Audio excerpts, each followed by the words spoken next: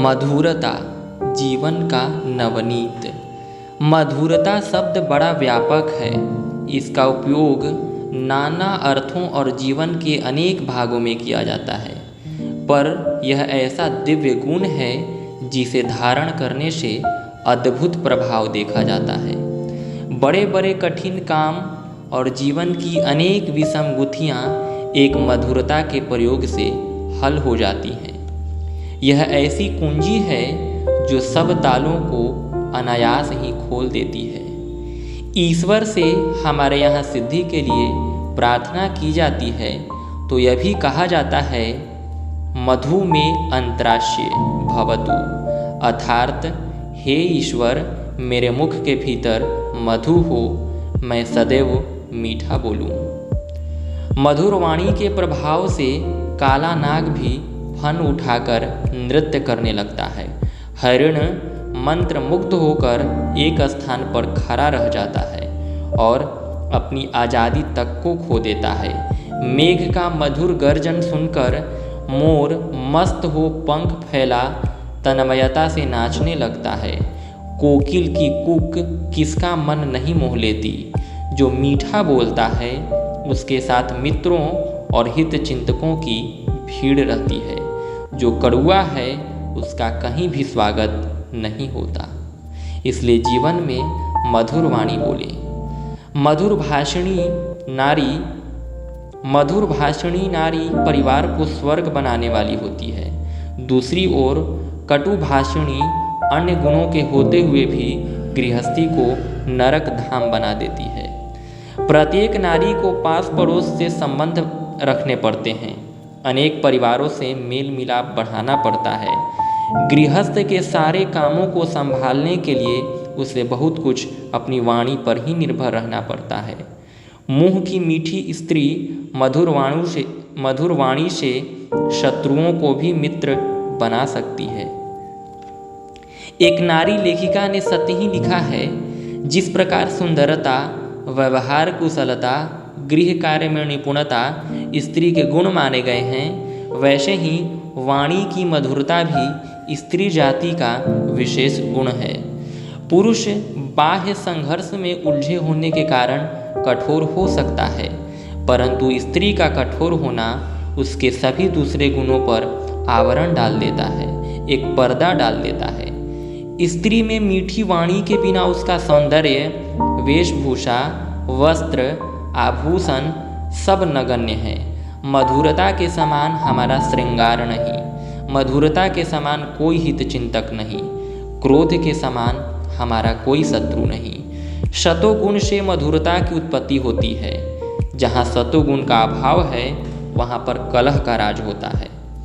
मधुरता अपने चारों ओर एक सुंदर और मनोहर वातावरण पैदा कर देती है, जिसमें प्रसन्नता ही प्रसन्नता होती है।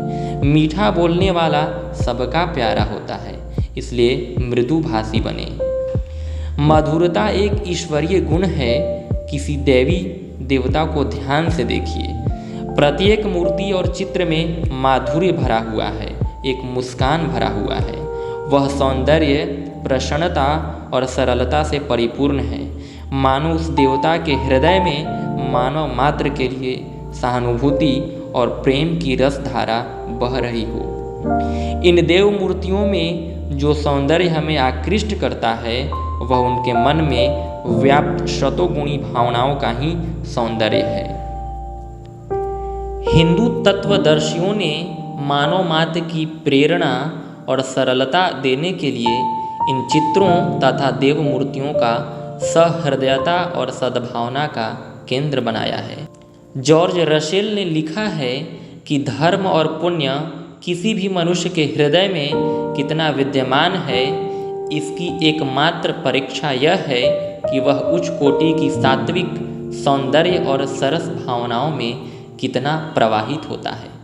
सामाजिक और व्यक्तिगत दोनों ही प्रकार के जीवन में मधुरता एक दैवी विभूति है। इसे चरित्र और व्यवहार में धारण करने से नाना प्रकार के लाभ होते हैं। जिससे व्यवहार किया जाता है उसे तथा जो व्यवहार करता है, दोनों ही पक्षों को तृप्ति, आनंद और संतोष प्राप्त होता है।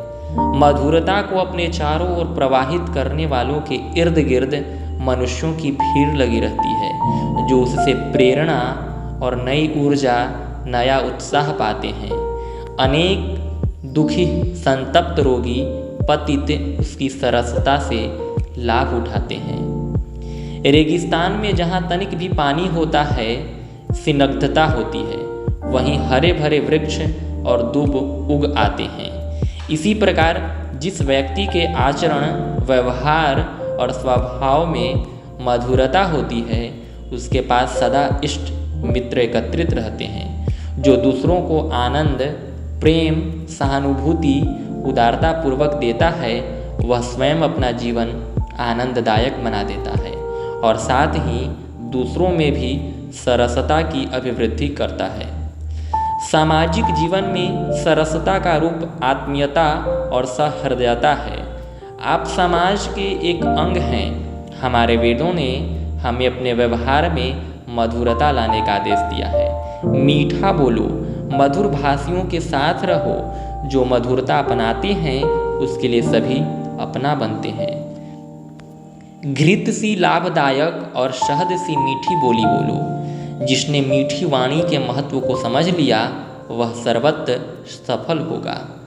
परस्पर मधुर वचन बोला करो। मधुर वाणी बोलने से कलह घटता है और प्रेम बढ़ता है। स्मरण रखिए, आपका सुख और मधुरता दूसरों को सुख और मधुरता देने पर जुड़ी हुई है। अच्छे पड़ोसियों, साथियों, मित्रों और नागरिकों में ही आत्मीयता बढ़ सकती है। अतः जितना ही आप दूसरों को स्नेह देंगे, उनकी कठिनाइयों और उलझनों को सुलझाने में दिलचस्पी लेंगे, उन्हें अपना बनाएंगे, उतना ही आपकी आत्मीयता का दायरा बढ़ता चला जाएगा। आप अकेलापन क्यों महसूस करते हैं? आपको क्यों उपेक्षा मिलती है? कारण यह है कि आप स्वयं दूसरों के प्रति सच्चे दिल से सरस नहीं हैं, उनमें पूरी तरह दिलचस्पी नहीं लेते, उनके कार्यों तथा रिश्तेदारियों के प्रति उदासीन रहते हैं। किसी के पुत्र जन्म, वेतन या पद वृद्धि, विवाह आदि उत्सवों में सम्मिलित नहीं होते। दावत में आप न जाते हैं, न दूसरों को आमंत्रित करते हैं। किसी के साथ सैर करने न जाते हैं, न अपने साथ टहलने दूसरों को ही बुलाते हैं। जब तक इस स्वार्थमयी नीति को आप नहीं छोड़ते, तब तक संसार से आपको रूखापन और असहयोग ही मिलेगा।